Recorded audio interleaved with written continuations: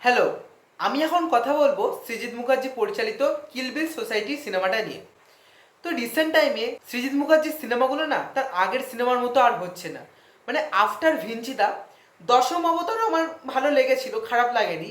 কিন্তু সৃজিত মুখার্জির সিনেমার লেভেল কিন্তু অনেকটাই কমে গিয়েছে। কিল বিল সোসাইটি, যেটা হেমলক সোসাইটির একটা সিকুয়েল, তো হেমলক সোসাইটি তো একটা দারুণ সিনেমা ছিল, কিন্তু কিল বিল সোসাইটি তার আগের সিকুয়েলের লেভেলটা কিন্তু একদম ম্যাচ করতে পারেনি।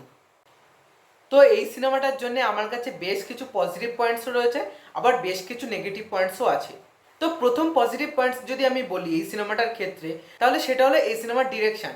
কিন্তু পুরো সিনেমাটার জন্য নয়, সিনেমাটার ফার্স্ট হাফ দুর্দান্তভাবে পরিচালনা করা হয়েছে। সেখানকার কমেডি, প্রত্যেকটা ডায়লগস কিন্তু দারুণ।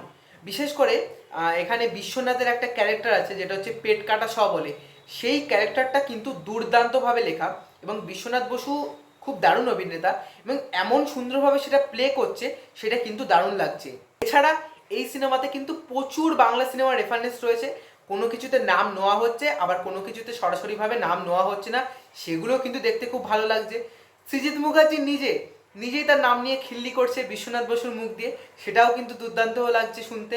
এছাড়া আরও একটা ভালো দিক এই সিনেমাটার ক্ষেত্রে আমার লেগেছে, তো সিনেমাটা যখন শুরু হয় একটা অ্যাওয়ার্ড শো দিয়ে শুরু হয়, তো তারপরে কৌশানী আর অঙ্কুশের একটা গান চলে। পাশাপাশি এই সিনেমাটার কাস্ট অ্যান্ড ক্রিউ সবাইকে দেখানো হয়, যে জিনিসটা কিন্তু আমার ক্ষেত্রে ওয়ার্ক করেছে। তো এই সিনেমাটা দেখে আমার সেই শাহরুখ খানের ওই ওম শান্তি ওম সিনেমাটার কথা মনে পড়ছিল, যেখানটা আপনি মনে করে দেখুন যে লাস্টে পুরো কাস্ট অ্যান্ড ক্রিউকে দেখানো হবে, তো সৃজিত মুখার্জি সেটাকেই করেছে। তো সেটা কিন্তু দেখতে খুব ভালো লাগছে।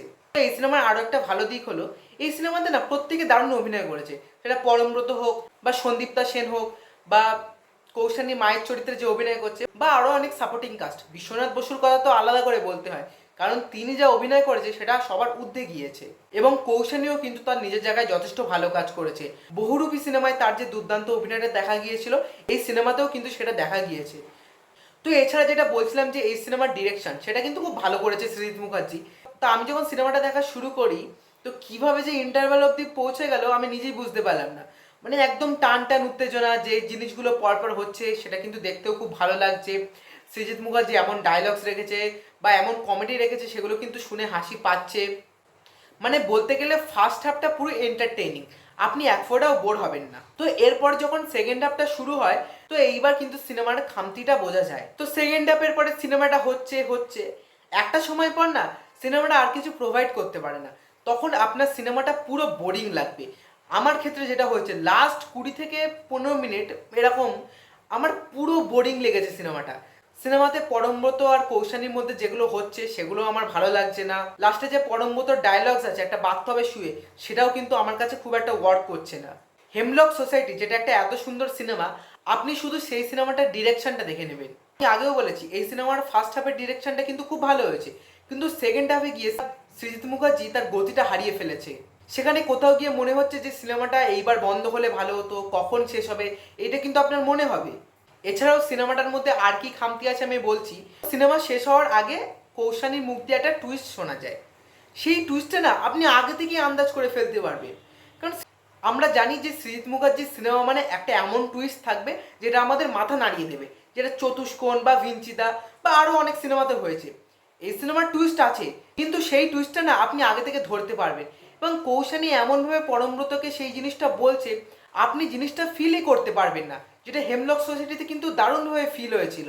আপনি যখন হেমলক সোসাইটি দেখবেন, তখন লাস্টের সিনগুলো বা টুইস্টটা আপনি ফিল করতে পারবেন, কোয়েলের মনের ব্যাপারটা আমরা বুঝতে পারবো, কিন্তু এখানে সেটা একদমই হচ্ছে না। আচ্ছা, এই সিনেমার আরেকটা জিনিস যেটাও আমার ভালো লাগেনি, যে সৃজিত মুখার্জির সিনেমায় অনুপম রায় যে গানগুলো দেয় সেগুলো কিন্তু দারুণ লাগে, কিন্তু এই সিনেমার গান কিন্তু আমার একদম মনের মতো হয়নি। শুধু এই ভালোবেসে বাসনা, যেটা পরমব্রত গাড়ি চালাতে চালাতে যে গানটা করবে, আর সন্ধে নামে বলে যে গানটা আছে, এই দুটো গান ছাড়া কিন্তু আমার একটা গানও ভালো লাগেনি। এবং আমার আরেকটা জিনিসও মনে হয় যে হেমলক সোসাইটির আনন্দকর এই কিল বিল সোসাইটির মৃত্যুঞ্জয় করের থেকে কিন্তু আরও বেশি ভালো ছিল। মানে ওই ক্যারেক্টারটা আরও ভালোভাবে লেখা ছিল। ওভারঅল বলতে গেলে কিল বিল সোসাইটি সৃজিত মুখার্জির কিন্তু one of the worst film হয়েছে। এই সিনেমাটা সৃজিত মুখার্জির লেভেল একদম ম্যাচ করতে পারেনি। আমার মনে হয় সৃজিত মুখার্জিকে আরও স্টাডি করা উচিত, এবং একটা সিনেমার পিছনে আরও ভালো এফার্ট দেওয়া উচিত। হ্যাঁ, সৃজিত মুখার্জির ডিরেকশন খুবই ভালো হয়েছে, সেটা ফার্স্ট হাফে, কিন্তু সেকেন্ড হাফে গিয়ে আপনি বুঝতে পারবেন যে সিনেমাটা ল্যাগ করছে, যে সিনেমাটা এবার তার গতি হারিয়ে ফেলছে। তো কিল বিল সোসাইটি নিয়ে এই ছিল আমার মতামত।